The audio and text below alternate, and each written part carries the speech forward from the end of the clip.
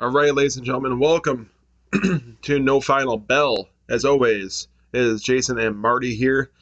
We got AEW Dynamite Rampage. We have NWA and Impact Talk. But before we get into AEW Dynamite and Rampage, we are going to get into NWA and Impact Talk. As, of course, Impact is still, the last week in Albany. Yep. NWA, as always. But I'll take it off to Marty with all that talk right Yeah. now. So we start off with NWA, and we start off with a bit of an interesting one as Trevor Murdoch takes on Matt Taven in a non-title match, but Trevor Murdoch beats Matt Taven. Um, and then as we're about to get to the intro, like theme song and all that stuff for NWA, Velvet Sky has an announcement. She gives her title shot, her Champion Series title shot, to Angelina Love after Tim Storm couldn't accept it. But because the beautiful people have always been looked at as two people that everybody views as like, oh, they've always been handed everything. Uh, it, they've always been handed everything that's ever been offered to them. They slept their way around to get like so. Instead, she's actually going to face off against an up and comer, as they said. Turns out it was Chelsea Green to prove that she deserved that title shot and that it wasn't just handed to her. We will, I will get to that later in the show and later in but we find out that Tyrus and Black G's continue to have issues leading towards hard times in New Orleans. As we have found out, we now know that, or at least I should say, we know that Tyrus will be uh, cashing in his lucky seven for the world's title, as he has already had up to like 8 or 9 title defenses. But he initially planned on unifying both the television and the world's title, but after he failed to achieve that goal of becoming the world's champion and holding both the television and world's title simultaneously, he was like, okay, well, maybe I need to cash this in. Maybe I need to relinquish this title to exercise that lucky seven rule challenge for the world's title. And so at hard times, he will be facing Matt Cardona and Trevor Murdoch. We actually get to our next in-ring match as a question mark, quote unquote. Basically, Rodney Mack in the question mark mask beats Kratos. Um, so yes, Chelsea Green and Angelina Love. We thought that maybe Angelina Love would actually earn her win, but no. So Chelsea Green stole the win from Angelina Love and earned that Champions Series title shot. So Chelsea Green at some point will be facing Camille. But whether it's going to be at Hard Times in New Orleans or not, oh, actually, no, it's not going to be in at Hard Times because it is uh, Camille versus Kylan, I'm pretty sure, at Hard Times. So it might be before Hard Times. But speaking of Hard Times, we now know that Pretty Empowered will be defending the NWA Women's Tag Team titles against the team of Maddie and Missa Kate. We also know that at NWA Hard Times 3, it will be Kerry Morton versus Homicide for the NWA Junior Heavyweight title. And speaking of Kerry Morton, he took on Joe Alonzo, and he beat Joe Alonzo.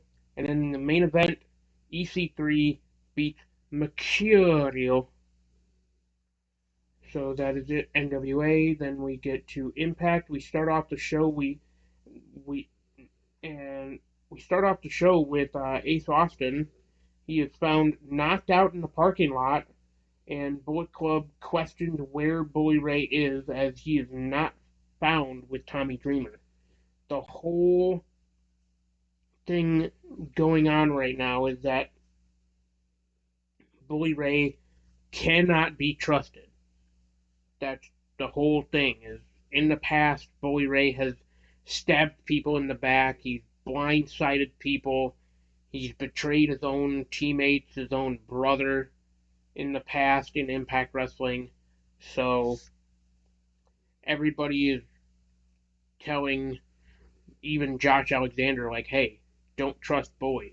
Like, we don't trust that man with our life. Because Bully Ray has that reputation of he can't be trusted. So basically, the whole thing is like we can't trust him. So, but with that, it leads into a tag match which was supposed to be Chris Bay and Ace Austin, but because Ace Austin was knocked out in the parking lot, it turned into Chris Bay and Juice Robinson taking on the Fat and the Furious of Bully Ray and Tommy Dreamer. But the Fat and the Furious were able to beat Chris Bay and Juice Robinson. And then after the match, Bully Ray talks to Chris Bay and explains that he doesn't know what happened to Ace Austin.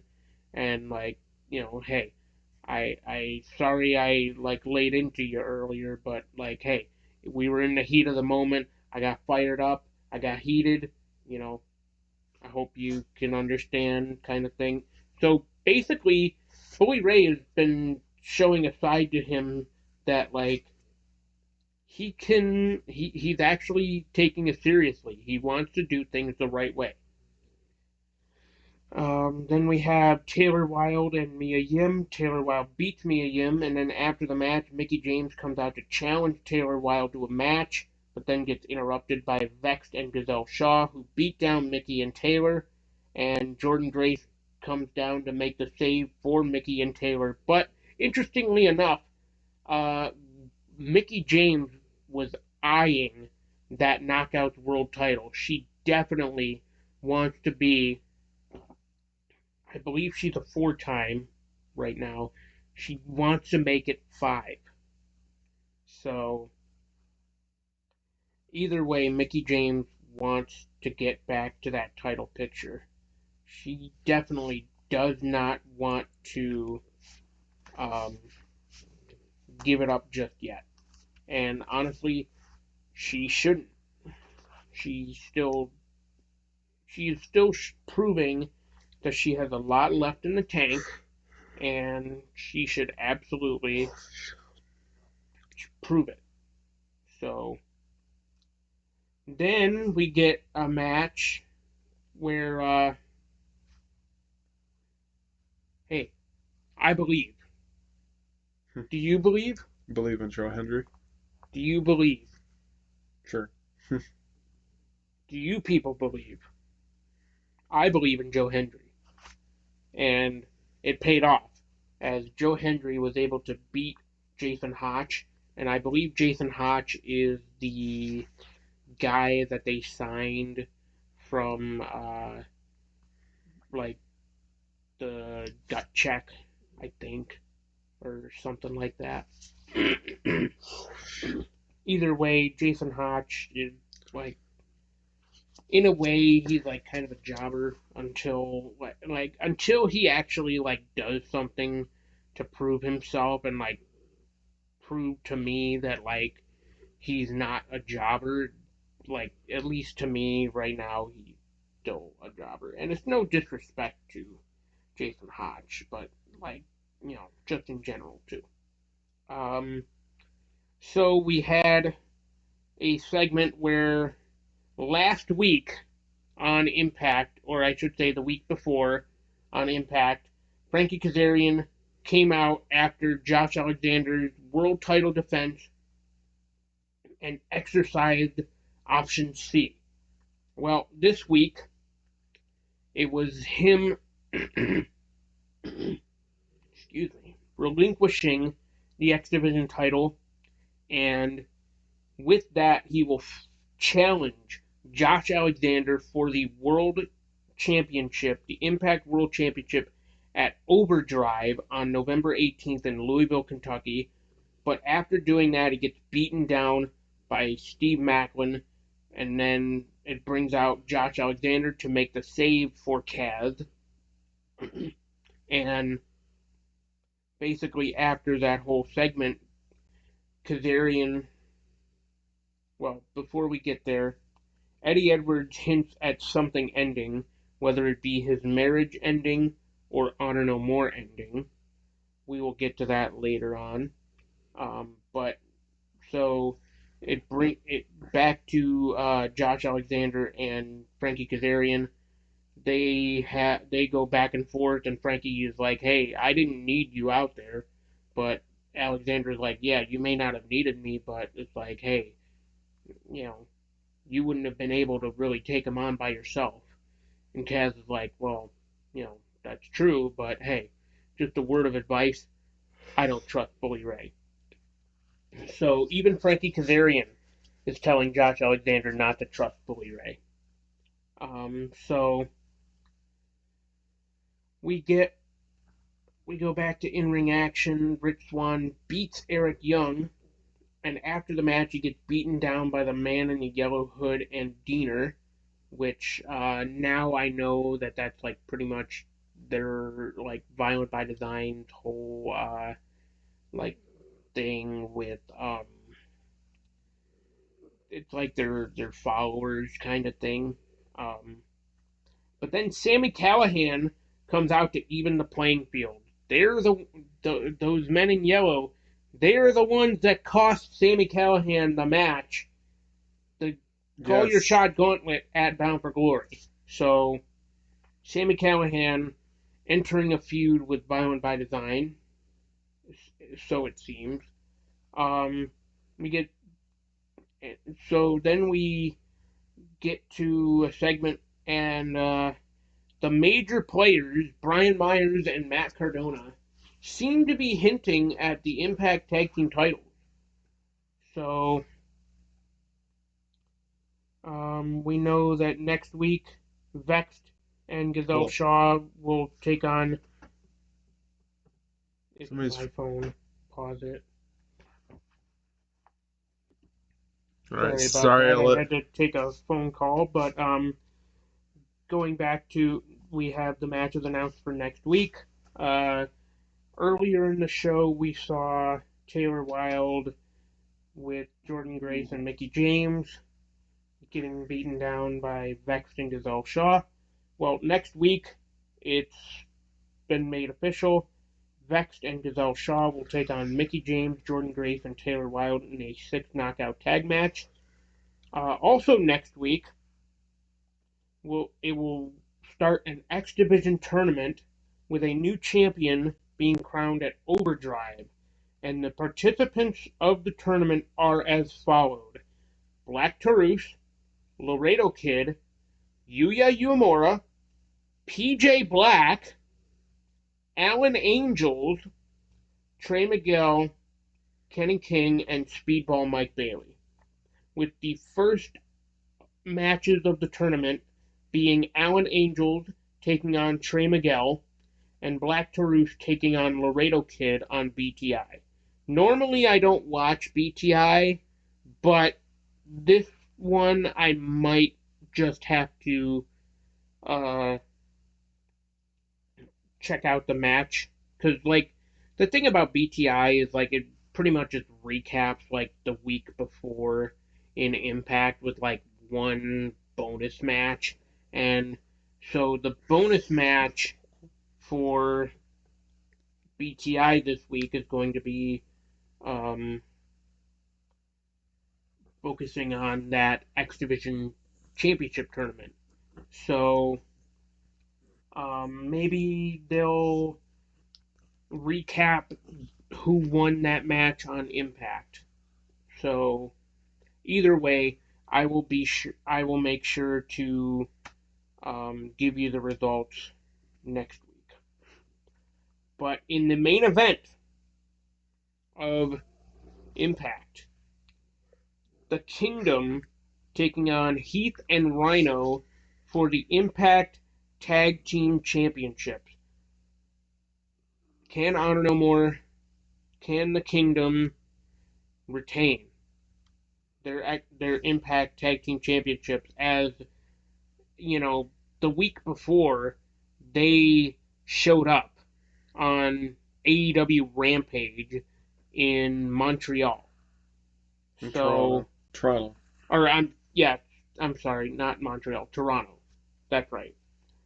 Um, so which like in that same breath, like I kind of understand where Brian Hebner is coming from in the sense of like, oh, they shouldn't have debuted on Rampage until after their um, last TV taping had aired.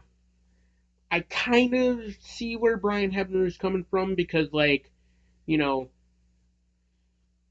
pretty much what happened with that is like, oh yeah, hey, the Kingdom is in Toronto for Rampage, and they're like hinting at wanting to work with AEW guys, and then you look at it as like, wait, aren't they still in Impact? Up until this recent string where you'll realize, oh, okay, it makes sense now. As Heath and Rhino beat the Kingdom to become the new Impact Tag Team Champions. They kept their word. They held on to that promise. They didn't break that promise. They promised that before the end of the year, 2022, they would be Impact Tag Team Champions, and look where they are now. They are the Impact Tag Team Champions. So, with that, the Kingdom is on to AEW, on to possibly challenging FTR for the Ring of Honor Tag Team titles, which, you know, it's all fine and dandy up until you realize that Kingdom ain't gonna win. Um, but after the match, Honor No More comes out. Eddie Edwards says, like, hey, I need to make a promise. Like, I need to know, are you guys loyal to Honor No More?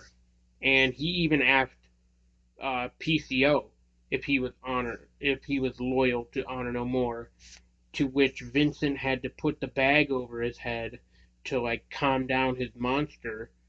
But PCO took off the bag over his head. He unleashed that monster. He's like, no, no more Vincent controlling me.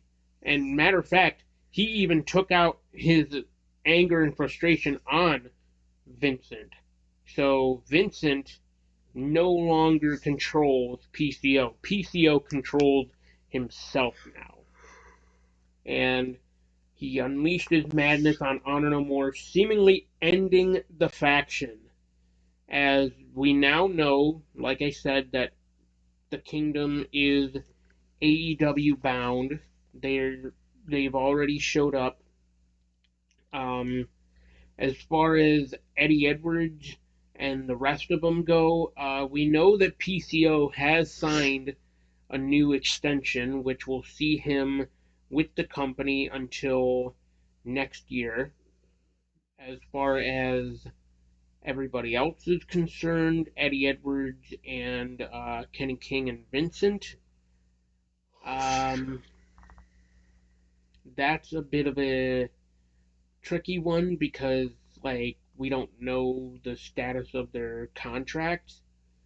I'm pretty sure I did see that Eddie Edwards' contract did come up with Impact, but I could be wrong.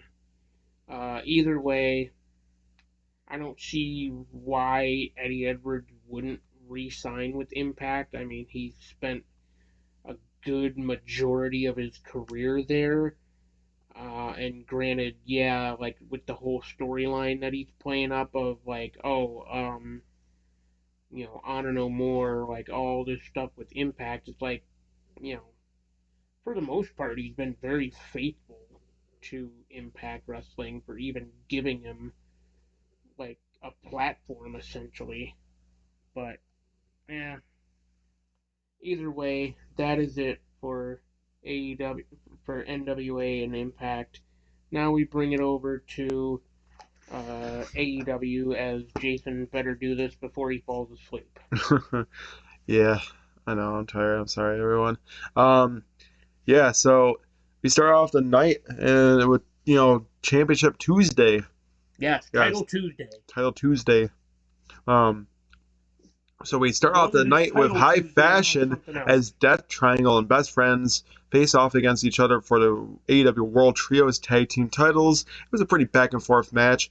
I mean, you really did have a think. You did really think that Best Friends maybe could do it here against Death Triangle in Cincinnati, but fortunately that was not the case as Death Triangle retain the AEW World Trios Tag Team titles against the Best Friends. Yeah, in a great match too. Yes, it was.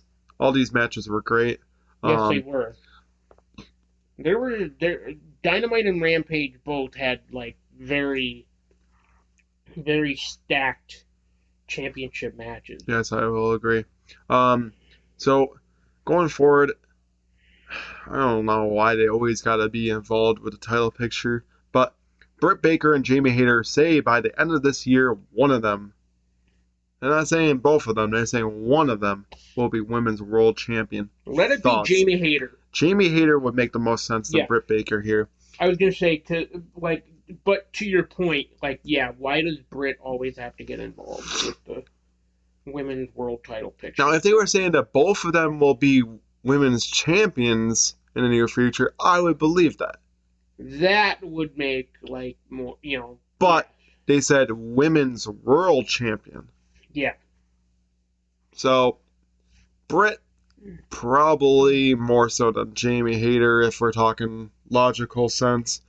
But if we're talking what would make talking about logical sense, there would be no logical sense as to why Britt Baker should be a two-time AEW Women's World Champion. No, there would be because Tony Khan, apparently likes Britt Baker leading that women's division. I don't know why, even though she hasn't been world champion in a long time, honestly. So, well, not to mention, it's like. But I think that there's more upside with Jamie Hayter winning than Britt Baker right now. And like, well, see, that's the thing too. Is like, not that there's much of a problem with Britt Baker being AEW Women's World Champion again. Like, if that were to happen. Well, the problem is I'm going to say this now.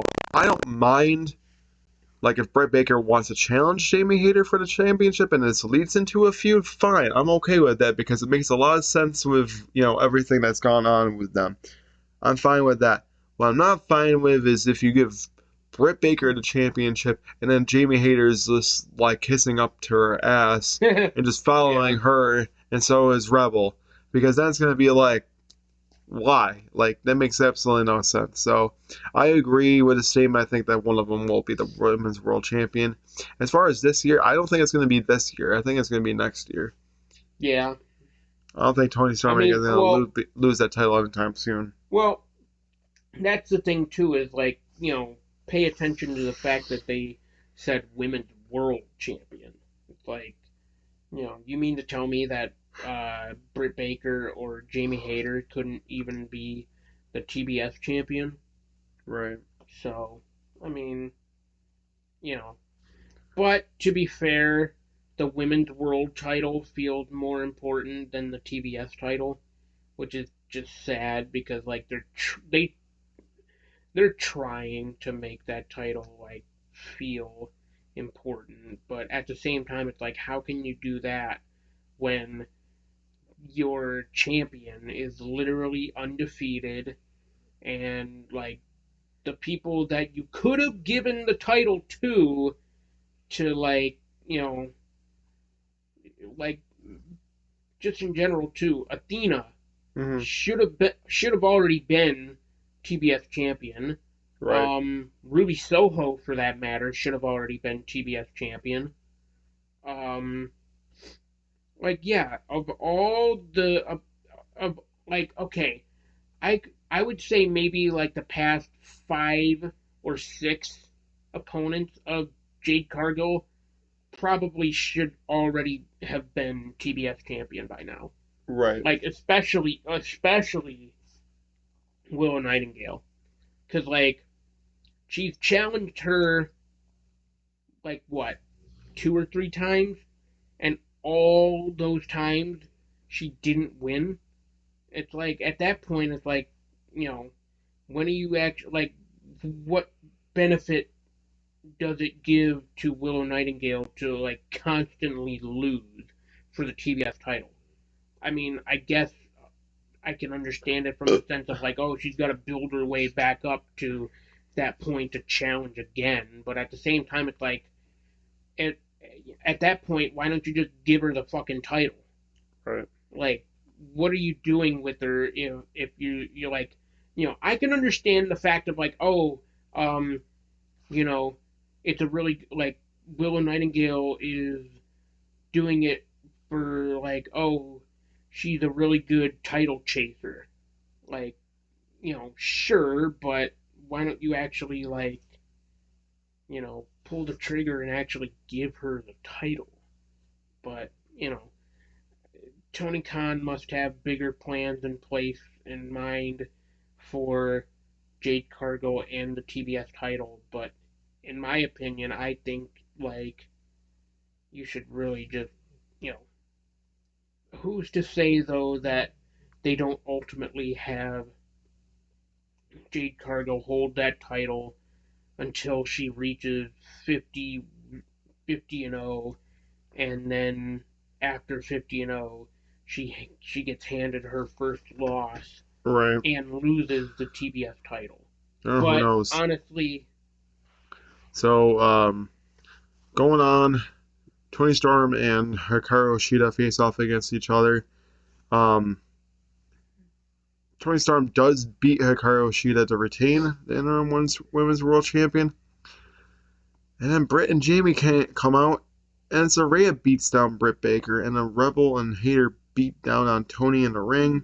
And Rio comes out and beats down Rebel and Jamie and Hater to join up with Storm and Saraya. What does this mean going forward? Well, it does mean that Rio is actually going to be back in wrestling this week. I forgot who she's going up against. I she's think. going up against Hater. Oh yeah, that's right, Hater. Missed opportunity. You um, could have had a women's tag team match, not Rio versus Hater. Makes kind of no sense in that sense Mm, and at all. But I'm grateful that Rio is back. I hope it would be nice to kind of see her more prominently used in the women's division because she well, is your very first AEW Women's World Champion, the thing and is, she's got to fulfill. you haven't even seen her on television like much at all, and it's like, Well, the thing is, she's got to fulfill her contractual obligations to Stardom. yeah, But I get that, yeah, but you are still AEW faithful, and you gotta be there too. yeah, I mean, because look at Sheeta as well. She also had contractual obligations in Japan, but at the same time, like it's kind of sad when Hikaru Shida is more prominently used as a Joshi wrestler Right. than Riho, and she was also a former AEW Women's World Champion. Well, the thing is here is This is a missed opportunity. When is Saraya gonna finally get in the ring? Because I hate to say it, this could have been her perfect opportunity to get back in the ring in a 6-woman tag team match. You could have had Britt, Jamie Hayter, Rebel against Saraya, Tony Storm,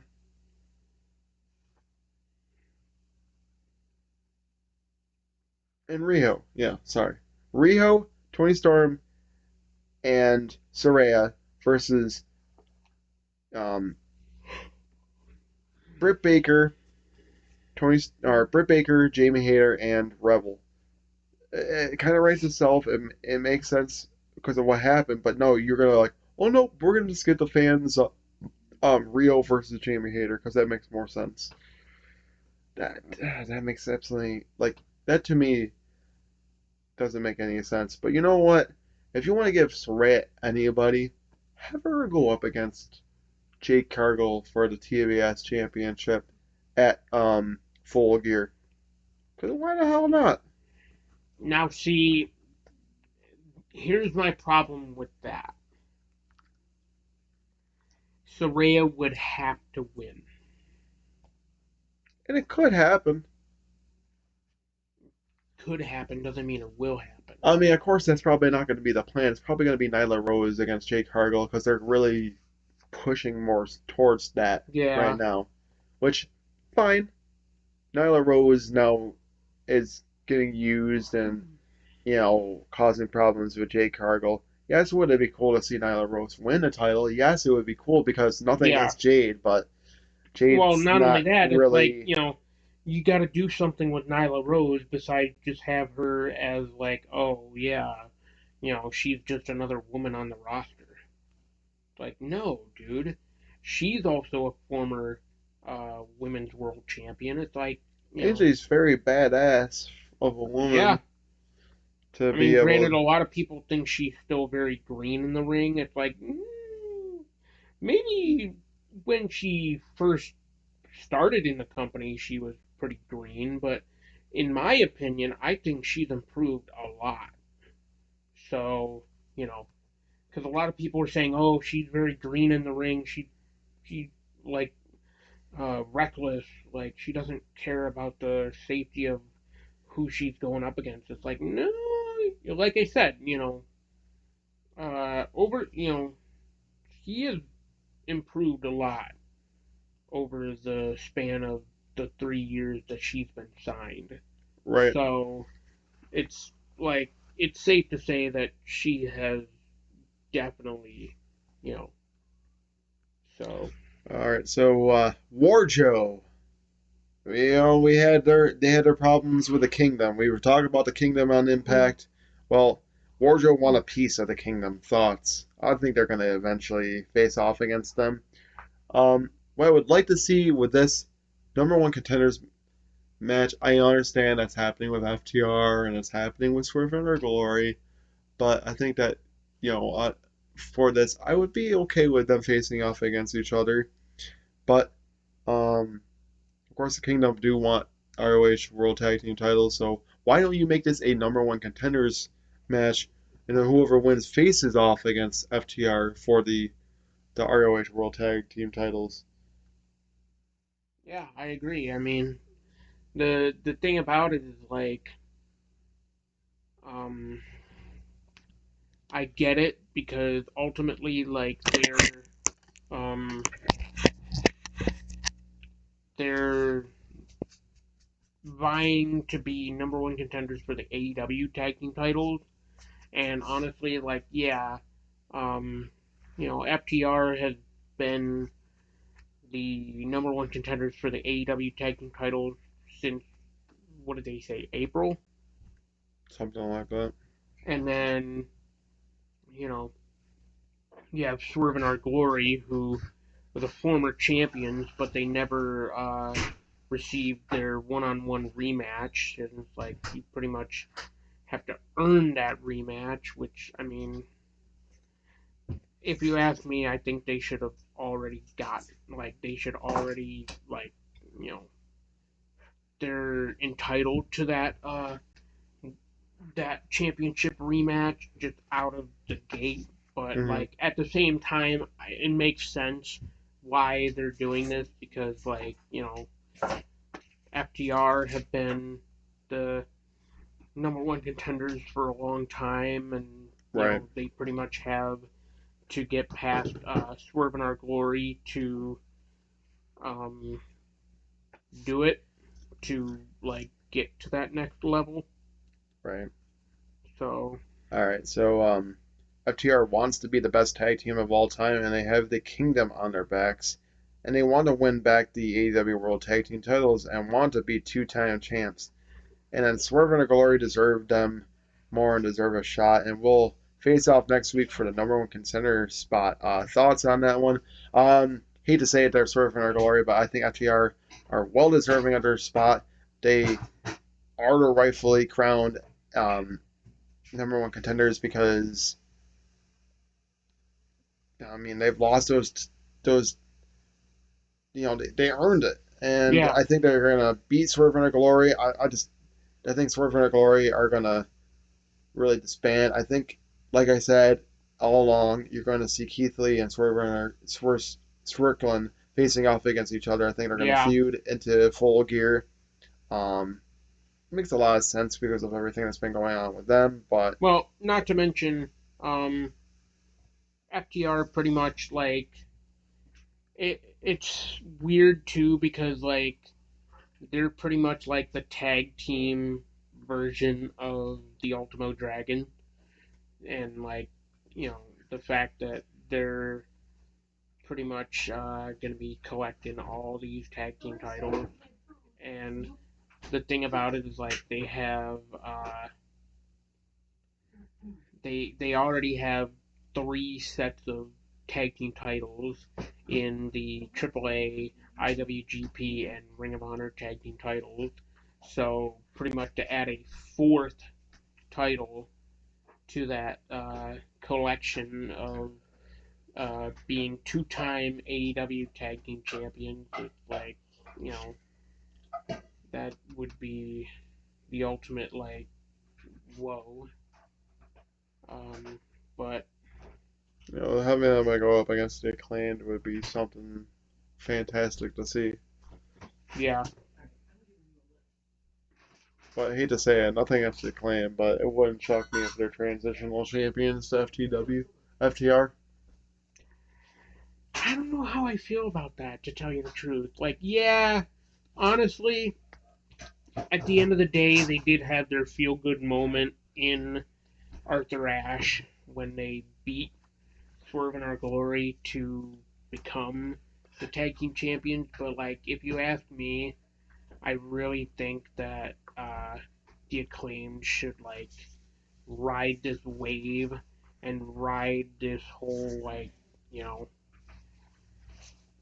just pretty much ride this wave of momentum and ride this like high pretty much of being the tag team champions up Right. until the point of like yeah maybe they lose them or whatever but like me personally I really just don't want to see uh Right.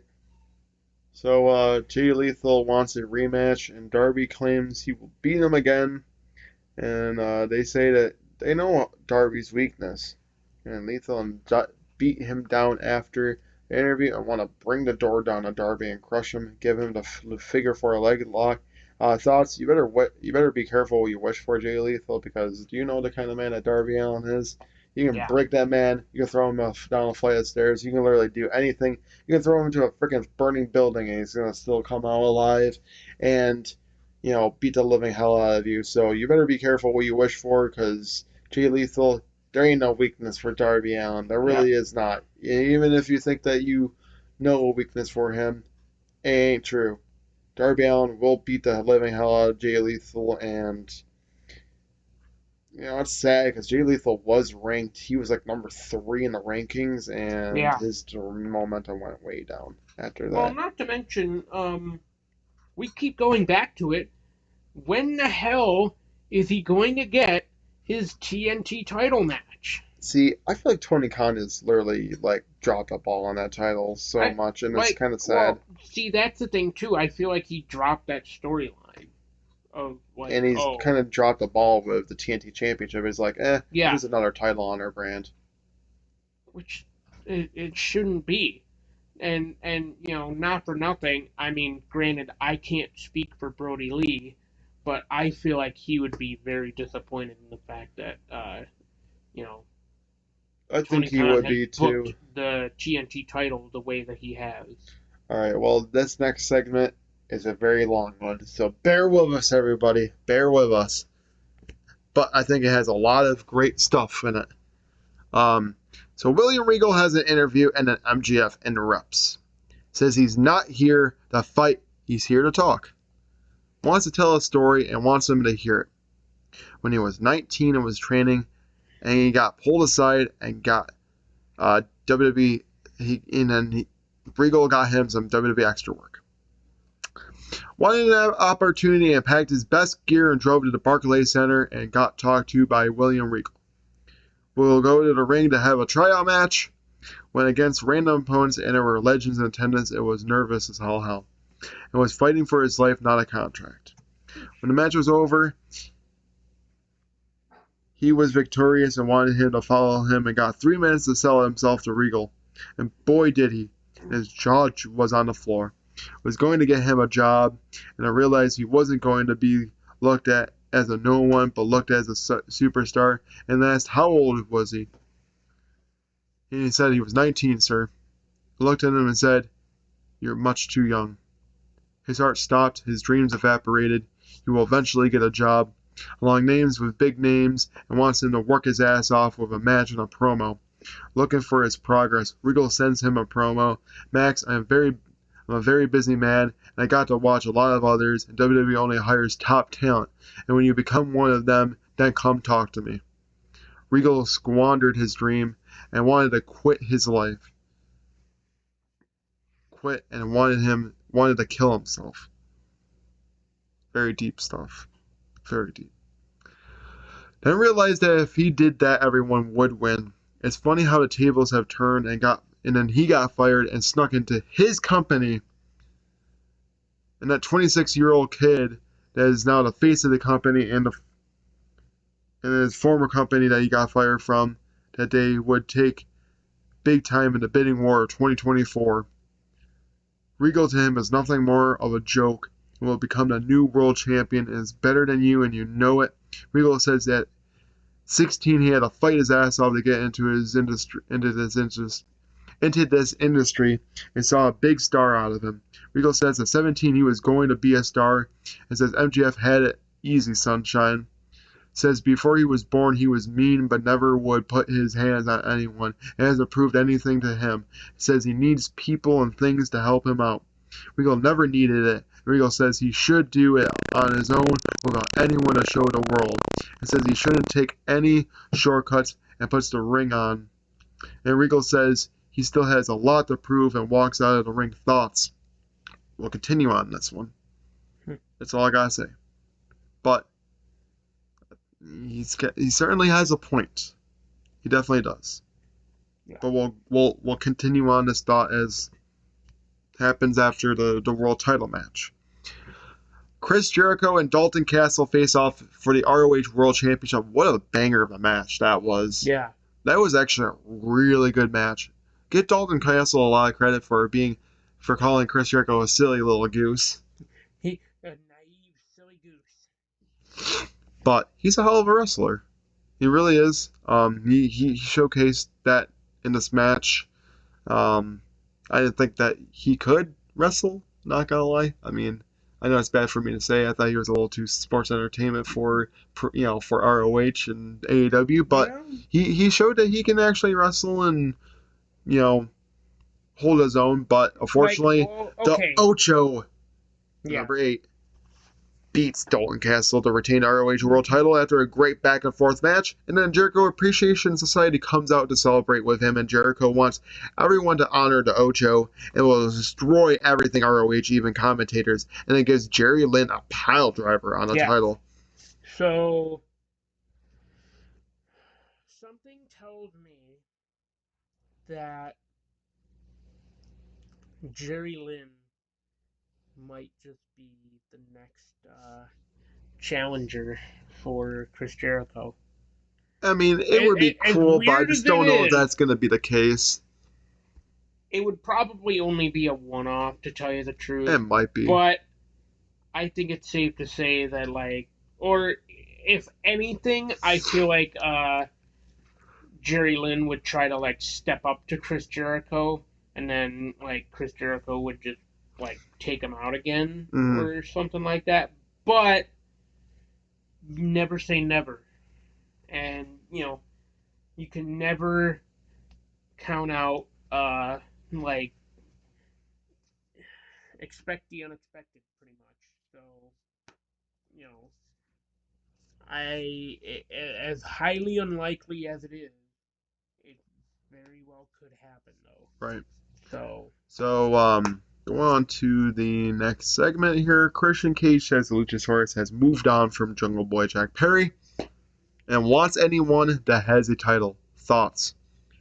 Maybe AEW All Atlantic Championship on his mind? Or maybe TNT Championship? mm, Some kind of title. It means that he could be facing up against anybody as a maybe even the championship. world title. That'd be cool. Better watch what you ask for because John Moxley's gonna beat the living shit out of you. Yeah. All right. Jade Cargill wants her title or will hijack the show for 60 minutes. Thoughts? Well, she did not hijack Dynamite for 60 minutes. She actually hijacked Rampage instead.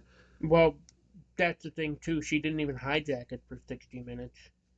I don't know what's truly going on with Either that, way. but John Moxley faces. Um, this is a kind of weird. This was a weird moment. Very unfortunate situation. John Moxley faces off against Adam Hangman Page, but unfortunately the match kind of got cut a little short only because of doctor stoppage.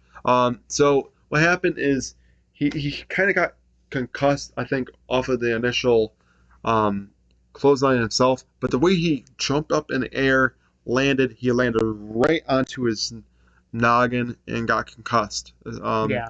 Not a serious concussion, but he did get a Well, I concussion. mean, just the way that he landed made it look like it could have been a cervical spine Right. injury or even like a neck injury. So this And is you the always have to take you always have to take extra precaution with that. right. So, Doc Sampson and Paul Turner definitely did the right thing, Right. and in first of all stopping the match, but also making sure that Hangman got the extra care that he needed and the Right. extra and so and even kudos to Moxley also for like pretty much allowing Hangman to get the help that he needed Right. to get to safety quickly and even just like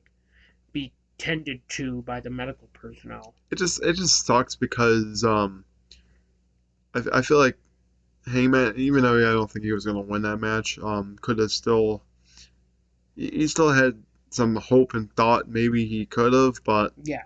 that injury they kind of had to throw the ball and be like, well, you gotta have Moxley retain and win here, but yeah. Well, So not to mention, I feel like they called an like, I mean, they kind of like called an audible in the sense of like, well, Hangman is clearly hurt. We still have a lot of time left on the show, so it's like, um, quick, Mox, like, talk, let talk and let people know that Hangman's gonna be okay, and like whatever. but continuing on with the MJF thing, MJF wants Moxley at 100% and will put the chip on the line at full gear and says he wants to earn a championship. Has Regal lit a fire under MJF's ass? I think so. I think so. I mean, I think this is going to be a great match. It'd be the first time that MJF would have to earn something. yeah. And what better way to to do it at Full Gear and beating Jon Moxley. Now, I don't know how it would feel with him beating Moxley like clean right then and there and winning that and the AEW World Title, but there must have I been don't even think some agreement between Tony Khan and MGF, hence why MGF came back like he did. He must have gotten told like, hey, if you come back, we can give you the money and we can make you a world champion. There had to be something between, because I'm pretty sure that's what MJF has wanted. He wants to be a world champion. He's always wanted to be a world champion. Um, I I like how he always adds the bidding war 2024. I don't think he's going to go to WWE. I don't think WWE has any sort of interest at all. Because if they did, the reports would come out that they're trying to grab him and want to grab him and all those. They have actually been trying to poach him, but they know that his contract is up in 2024, so I don't know he's if not he's entirely wrong. I don't like, think he's going to truly actually go to AEW. I don't think so either. I But think at Tony the same Khan's going to time, re-sign him because Tony Khan is at least good about re-signing his talent that he sees into the future. I mean, Moxley and Chris Jericho have already been re-signed. There's been other talent that's re-signed as well too, but I think that MJF is going to be another one that's going to be re-signing. But yes, I think Regal has lit a fighter in his ass, and it would not shock me if he walks out of Newark, New Jersey, with the AEW World Heavyweight Championship around his waist. Yeah, I mean, but well, the championship matches don't end just at Dynamite. They go right into Rampage as well, as the Acclaim beat the Varsity Athletes to retain the AEW World Tag Team titles and by also the way, get the Varsity Athletes scissor are me. not. Varsity Athletes are not Brian Pillman Jr. and Griff Garrison. They get the scissor me. Yes. Back as they rip up the sheet of paper. So, yes. So Death Triangle want Eddie Kingston to keep his composure. Thoughts on that one? That kind of seems odd. I really do think that there's going to be something that's going to come with Death Triangle and Eddie Kingston. I think that Eddie Kingston's going to find another man to go after the Death Triangle for the AEW World Trios Tag Team titles. It would be nice to see Santana kind of come back as. Yeah, I mean. Ortiz is, the only one that's there. It's sad too when you figure that Santana and Ortiz fell out with each other because they've been a team for so long, and even just in general, they've been through everything together, Santana and Ortiz, and now it's pretty much just. But also, to be fair, now Santana. If it isn't Santana, who do you think could be that other man that's there to try to challenge maybe Death Triangle for the AEW World Trios Tag Team titles? Homicide? I don't know about Homicide, honestly. Well, I mean, he has showed up in AEW before. Granted, it was just a one-off thing of oh, hey, here's Homicide. He's here to support Chris Jericho or whatever it was. No, actually, it was was he there to support Chris Jericho or was he there to support? I don't remember, but either way, Homicide did show up in AEW at one point, but who's to say he couldn't have a match in AEW? I mean, it'd be interesting to see. I think there's going to be something that's going to come out of this, honestly. So, Hook and Ari Daivari face off against each other. To their surprise, Hook beats Ari Daivari to retain the FTW World Championship. Willow Nightingale, she was going to compete on Rampage She was anyway. supposed to compete against Penelope Ford, but Penelope went down with an injury. So it was Layla Gray instead, one of the baddies. But more importantly, after the match, it was announced that Willow Nightingale is all elite. Yes, she is all elite. And also Nyla Rose ends up stealing Jake Cargill's car and drives off with the title. Again, they're eventually going to face off against each other for the TBS Championship, as it makes a lot of sense. But Willow Nightingale does beat Layla Gray, and yeah, she is all the after the match, which is nice to see. So Orange Cassidy faces off against Rush and Preston Vance in a pretty great triple threat match. Not gonna lie, The main event.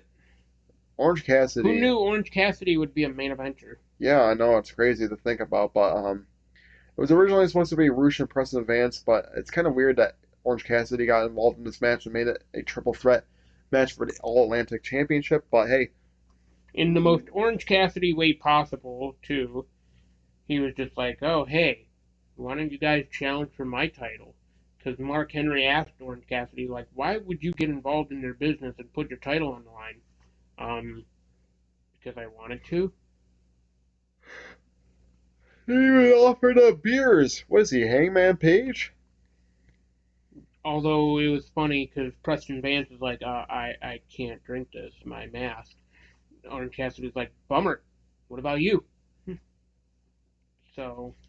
I guess Rush wasn't very impressed by Orange Cassidy either with that. But Orange Cassidy does ultimately retain, As I figured he would, against Rush and Preston Vance to retain the All Atlantic Championship. So that is it for AEW Dynamite and Rampage. That is it for this episode, No Final Bell. Make sure to follow us down below at Tinkle Sports on YouTube and Facebook Watch. Over there is our channel, Tinkle Sports Entertainment. Of course, over here, you want to, we are No Final Bell every Wednesday at 5 p.m.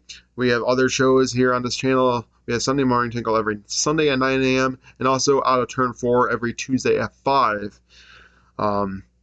And until then, everyone, we will see you in the next video. Goodbye, everyone.